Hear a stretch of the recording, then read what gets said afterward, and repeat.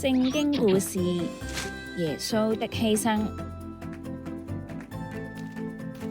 呢個係耶穌，嘿喲！佢係天父嘅兒子同埋世界嘅拯救者。當耶穌嚟到呢個世界，佢教導人咩係天父嘅愛，同埋行咗好多神蹟，好似醫治病人、平靜風浪，同埋令死人復活。哇呼！嗰啲猶太人領袖同埋老師唔中意耶穌做嘅嘢，亦唔中意佢叫自己做神嘅兒子。於是佢哋諗住一個計劃去捉耶穌，同埋要永遠咁樣消滅佢。猶大係耶穌其中一個門徒，佢為咗錢答應會背叛耶穌，同埋會捉佢去見宗教領袖。當耶穌喺一個花園祈禱嘅時候，猶大話俾人知邊個係耶穌，耶穌就俾人捉咗啦，再帶去宗教領袖嘅法院。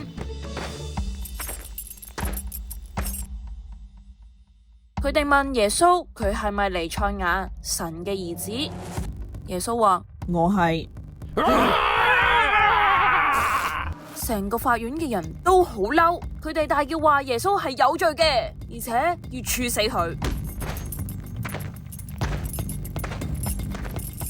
佢哋將耶穌帶到羅馬軍官比拉多嗰度。比拉多聽咗耶穌嘅指控，比拉多唔覺得耶穌有做錯啲咩，所以佢打算懲罰完耶穌就放咗佢啦。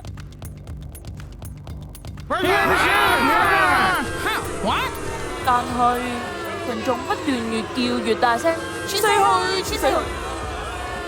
因為群眾嘅壓力，比拉多將耶穌交俾羅馬士兵處死耶穌。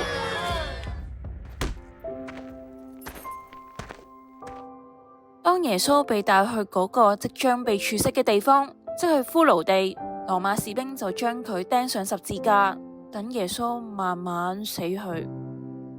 當耶穌被掛喺十字架，好多人對佢大嗌：你係神嘅兒子，你就從十字架上面落嚟啦！但係耶穌知道佢一定要死，先可以赦免所有天父子民嘅罪。中午，黑暗完全覆蓋成片地，大概3個鐘之後，耶穌唞咗最後一啖氣就死咗啦。就喺嗰個時候，發生咗一場好大嘅地震，聖殿入邊將罪人同天父至聖所分隔嘅布簾一分為二。一個士兵睇住呢件事發生，佢忍唔住講：呢個人真係神嘅兒子啊！有一個又好又誠實叫做約瑟嘅人，將耶穌嘅身體安葬喺墳墓入邊。過咗3日，似乎一切都已經再冇希望啦。但係就喺星期日嘅清早，有啲關心耶穌嘅婦女去探望佢嘅身體，但係喺耶穌墳墓前嘅大石碌走咗，耶穌亦唔喺裏邊喎，個墳墓空咗啊！一個坐喺石頭上面嘅天使同婦女講：唔使驚，耶穌唔喺度，佢已經復活啦。呢個時候，婦女記得耶穌曾經同佢講過，會喺死後第3日復活。婦女就拋去同門徒講佢哋見到同聽到嘅嘢。吓？嘿喲！哇！跟住嗰40日，耶穌喺佢嘅門徒仲有好多人面前出現，俾人知道佢平安活着。